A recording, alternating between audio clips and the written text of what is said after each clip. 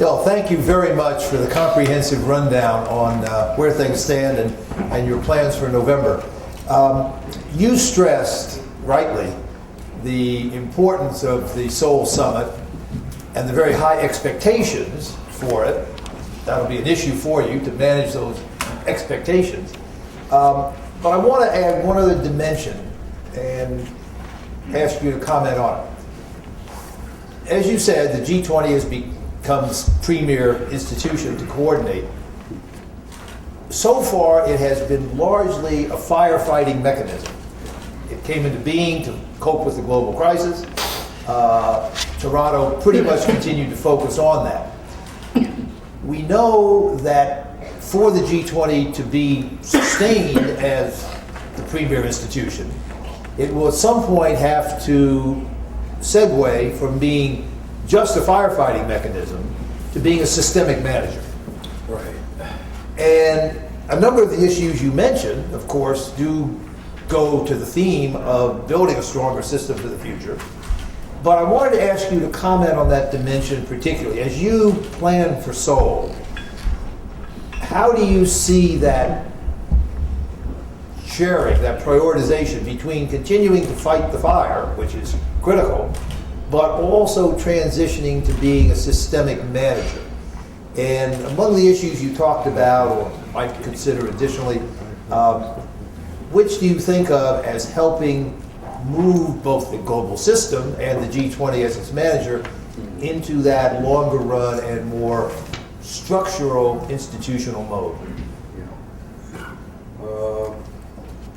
When last year, when we were tasked with the hosting and the chairing summit in November in Pittsburgh, immediately we went back and then gave some thought to it, and then I personally thought that maybe by the time in November this year, the global economic picture will be quite different, hopefully much improved. So exit strategies and all those, the current the firefighting and the remaining issues should be dealt by London at the Toronto summit. So I thought that maybe in Seoul we should be concentrating more on what I call post-crisis global economic management and post-crisis global economic vision, how you enhance global economic growth potential.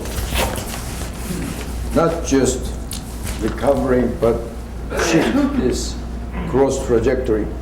So for that, you need all the structural adjustments, and then you have to build a new institutional infrastructure, including this monetary and financial system, because of financial architecture issues. And so we've been saying that it will be the post-crisis global economic management system has worked out, or at least laid the foundation in Seoul. So that's why I've been, persuading people in Korea when I write the columns or give lectures. I say the success of Seoul Summit is important not only for Koreans and Koreans' reputation, but it is important for the whole global economy in terms of its economic development process, because it laid the foundation for dealing with the post-crisis. So I just hope that by November the situation is better, so that we can devote more on intermediate to long things. In fact, financial safety net and development is really more in the intermediate to long term thing. Of course, development has some short-term dimension because it will add to the aggregate demand, but it's more to do with the supply side.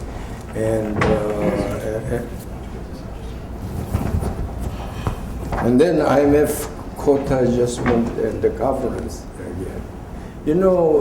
I interpret this way: the leaders in particular in London made very wise, practical decision. Rather than agreeing to design grandiose new international financial system. And Gordon Brown one time in Davos said we'll establish a supranational supervisory body, you remember. But instead of having this new grandiose the system, they chose to rely on the existing Bretton Woods institution, provided they reform themselves. Because otherwise it won't be legitimate enough, credible enough. So that's why we've been pushing this quota adjustment and governance adjustment. Because you have to make this Bretton Woods institution more legitimate, and then we test them. So otherwise, people won't accept the IMF's recommendations or World Bank's involvement. So by having this quota adjustment and this governance adjustment is really long-term thing to strengthening, the financial architecture. Let me ask you one other question that I opened it to the group. There was one other major development in Toronto over the weekend, and it occurred when our president met with your president and decided to renew the effort to bring the Korea-United States Free Trade Agreement to a successful conclusion. Yeah. And our president made a commitment to do that after the Seoul summit, when hopefully the two governments finalize the agreement. We here, of course, at the Institute have strongly supported that. We'll be holding a major event in the next few weeks to focus on it and try to bring up to date everybody's understanding and support for it. But let me ask you to comment on that and its importance to Korea, particularly in light of the recent dust-up with North Korea, the uncertainties on the broader geopolitical front. How important is it to you to now bring this Chorus FTA to successful conclusion with the United States? Well, we know it is very important for the both countries. It's really a win-win proposition, and we all wanted to have it done as soon as possible because of both countries' politics, to be blunt, and it's been delayed its ratification in the Congress. But yesterday and the day before yesterday, President Obama announced that, and I was personally so very pleasantly surprised. And of course, I welcome more than anything else. And we both sides should work together. And it is a win-win thing, and economically, but it has very important strategic, geopolitical aspect to it. That's actually I would like to emphasize to American friends and American audience. Statistics are really appalling. U.S. used to be the largest trading partner, but today, 1/4 of our trade is with China. I think, to be exact, 23% or so. But the U.S. I think is something about 11% or so, and Japan, I think it's 6 or 5. So put together only about 16 or 17 as compared to almost 25. What does that mean? And so with this FTA, and so this is not just economic thing. It has very important strategic, geopolitical implication to it. Bob Holmes knows this better than anyone, I suppose. But I just hope that this time, I sense that President Obama is very serious about it, and the U.S. administration is determined. And so I think we can work it out, and for the benefit of both countries. And the sooner the better. and look at the East Asia. And regardless of this, we'll keep moving. And unless we have about to complete FTA with the EU, pretty soon we may import wheat from the European EU, and not only the beef, but so we better hurry. Okay, floor is open for questions and comments. Undersecretary Hormats. Thank you very much. First of all, let me just say how I admire the presentations made by your president at Toronto. Very effective, so congratulations to him and his team, and certainly the U.S. government's looking forward to working with the government of Korea to develop the ideas for the summit. We just applaud the leadership and the vision that your president's already taken in this area. So you have very strong support here in Washington. I'm sure at the PIIE and throughout this town, there'll be a lot of strong supporters of what you're doing in your leadership. I want to just ask you one question relating to the development agenda that you have laid out for the Seoul summit. I think you've laid out the right issues, definitely the right issues. And I think you've done it in a very constructive way. The concerns that some people had earlier on when there was what was called the North-South dialogue is that when you get these countries together, it is North versus South, not necessarily confrontationally, but North versus South. Whereas what I think you're planning, and I just would like you to elaborate on, is a dialogue that includes countries from the North and countries from the South. There's a big difference between the two, so that you're looking at the global development agenda as opposed to what one side can do vis-a-vis the other. So I wonder if you could elaborate on that a little bit and give us some detailed thoughts on how you see this as a way of promoting the global growth that you've suggested should be the priority, and encouraging the kind of participation of developing and emerging economies in that agenda, along with the industrialized countries. Yeah. I, as the chair of this committee and who is primarily responsible for preparing this Seoul summit, from the very beginning, the principle I had, still have, is that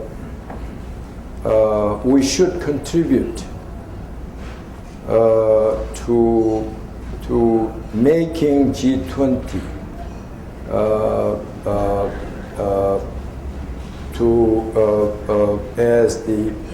making G20 as real premier forum for international cooperation, because global community needs this new global governance based on G20.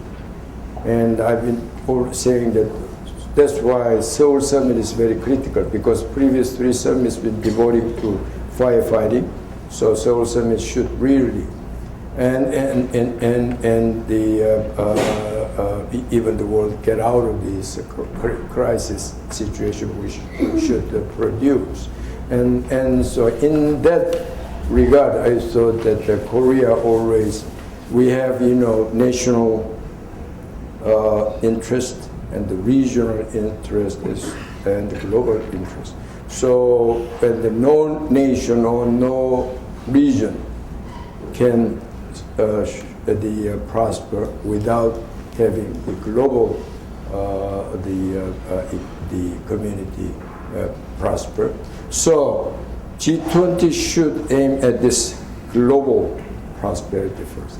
And at the regional level, country level, I always say that if you find some agenda or policy issues which happen to be helpful for the global community level goal, then let's put this on a priority agenda. And otherwise, you're just seeking regional interest or the nation, then we cannot play the global leadership role. So it's like Korea is given this. Korea is the first non-G7 country is given with this leadership role. So you don't want to be champion of a certain region or certain selected group. I don't think you can. Your leadership will be accepted. And also, we are not hegemonic power, which is a strong leverage as you have. So we should stick with principle. And so we always say, well, is it good? Is it the global community's interest, and which happen to help the region? And that's why I always, there are many friends and the people in our region say, let's have our own group or caucus. I say, no, I will listen to you. We'll open the channel, but let's not form the caucus, because as soon as you do that, and you go into the G20, and then this caucus will be there. That's why I personally don't want to see G8 meet before G20, because that's been seen as a caucus, right? That's exactly what happened, G8 plus 5. As soon as they sit down, the two groups. I might just add, Korea is in a really uniquely good position to do this. It, of course, still has the most brilliant development record of any country. China's coming fast, but Korea's development miracle dates from about 15 years earlier than China, so it's still the longest lasting, about to get to its 50th anniversary soon. But the other thing is, when you look at the G20 countries, about half of them are rich, high-income countries, per capita income above 35,000.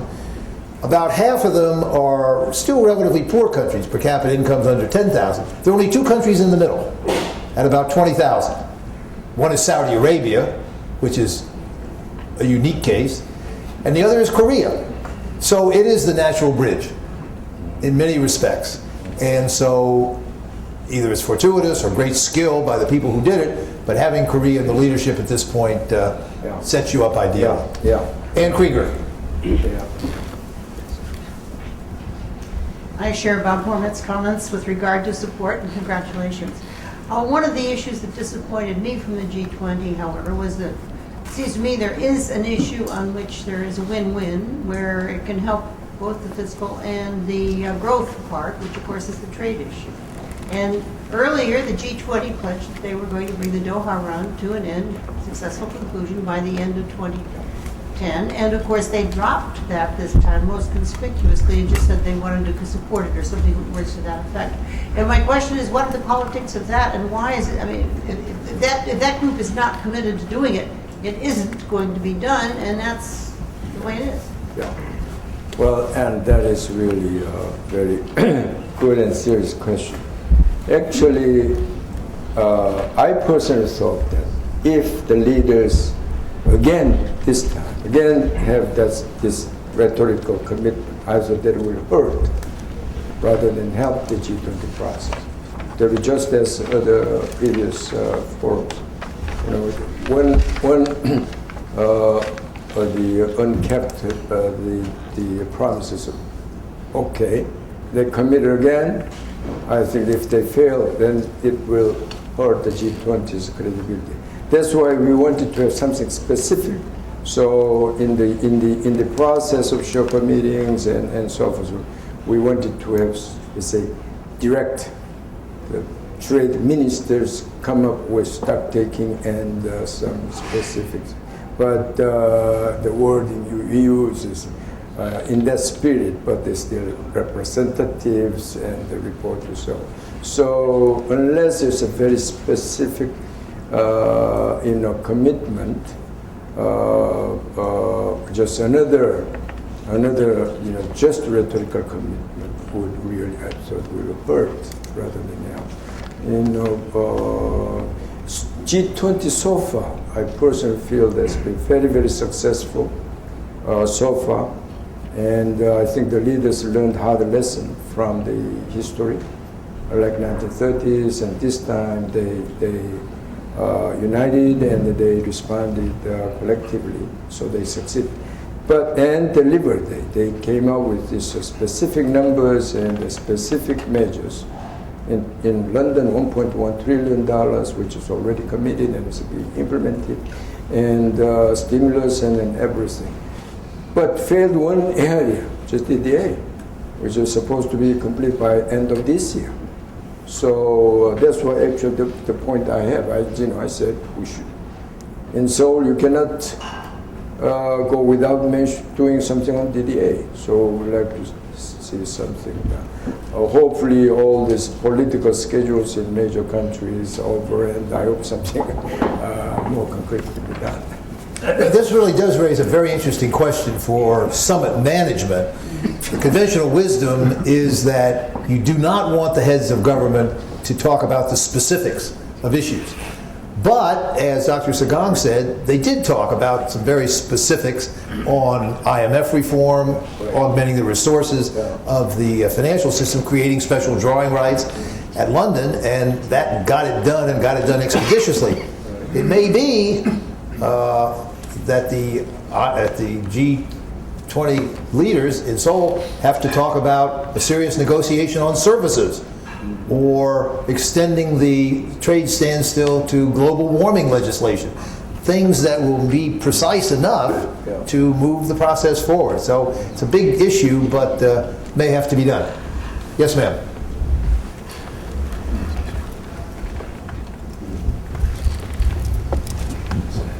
Thank you. Xiu Ming with the 21st Century Business Herald. This is a newspaper in China. And I want to ask Dr. Sakong, what is your expectation for the Chinese government to do in order to ensure the success of the Seoul summit? And I wonder what is your comment on the Chinese government's participation in the previous summits? Do you see them as how do you describe the Chinese input into the summit? And also, I can see that the Korean government is really serious about the Seoul summit.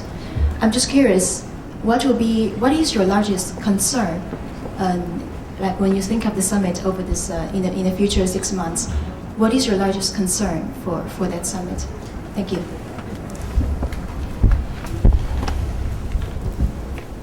Well, the Chinese position toward G20 has been very, very supportive, very, very positive. Actually, I visited China, Beijing, as a President's special envoy. I met with all these senior officials there. Actually, in Toronto, I briefly talked with Wang Qishan and the central bank governor. They're very, very supportive. They're very, very supportive of the development initiative we have, and they're very, very supportive of the financial safety net, and they're very supportive. Actually, I got the Strauss-Kahn yesterday mentioned this, and when we started to have this 5-year, macroeconomic policy plan, which was a template to be submitted to IMF, and at the beginning, some a little bit worried about Chinese participation or active role, and China participated in, and energy subsidy area also. And so far, Chinese have been very, very active and supportive, particularly with Korea. Actually, I may again, and after this trip, may go to Beijing again and talk to leadership. So China has been very, very supportive, and providing various inputs and ideas. And then, what was the second part? What's your biggest concern? Biggest concern is all those the issue areas and the priority agenda items. Our ambition is later on, those 5 or 6, the agenda would be called as Seoul initiatives and the Korea initiatives, and that means that we get the concrete agreements on those items. Say it's not easy at all. I mean, even 5% quota is not easy, and all the things I mentioned is some of the CFIs issue area or the surveillance or early warning mechanism. Right? Some of those issue areas may not be closed or completed in Seoul. But our hope is that we at least initiate and say that, okay, this should be done in France. We'll work, by the way, very closely with France, because France is the next chair country. And that's the way I see it. G20 should go on as a process, and continuous process. So we hope that all these things we initiated will get the result. That's the aim, and that's the only worry we have, and that's the only objective we have. I know you have to go to the airport shortly to make your speech at the United Nations, so let me ask, if I could, one final question. You were willing to comment on the role of one big country in the G20, China. Let me ask you to comment on the role of another big country, the United States. Most of us here in this room support U.S. cooperation, playing its role, being active, being constructive in the process. So give us some guidance. How is our government doing, including Mr. Hormats? And what should we here in Washington be putting our priorities on in order to make sure the U.S. provides the kind of help that you were asking for in your remarks? Well, yesterday I did talk with Larry Summers, and I will talk to actually Paul Volcker on finance tomorrow. This afternoon in New York. You know, from our perspective, we really would like to see U.S. play some global leadership role, and particularly in TDA area and in trade area. Every country has their own share of local politics, but the global leadership should get over with the local politics. And today's world is the different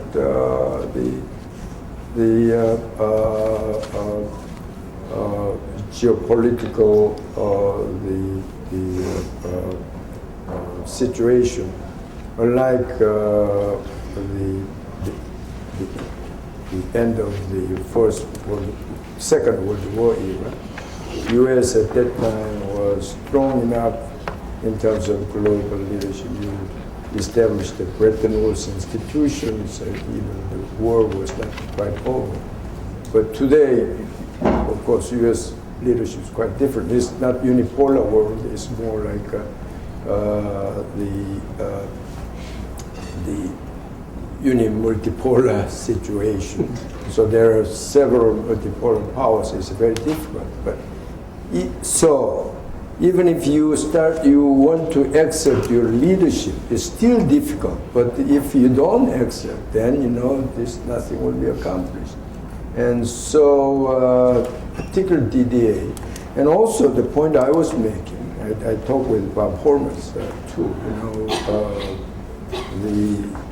If the world is serious about this, the governance system based on the informal steering committee, G20 as the steering committee, then they should be serious about G20 process itself. Maybe further institutionalized. I emphasized, this continuous process, but I think maybe in Seoul, some institutionalization discussion will begin, and all these areas, it's the U.S. leadership is so critical, and particularly in trade and DDA, I just hope that U.S. take leadership. Well, we will certainly promote that here. We look forward to having further events with you, both in Seoul and here in Washington between now and your summit in November. We wish you the best of success. It's a daunting challenge, but it's critically important for all of us, for all of our countries, for the world as a whole. We're delighted the responsibility is in your hands, and we look forward to your achieving the greatest success of all the G20 summits to date. Thank you for sharing your thoughts. Thank you very much.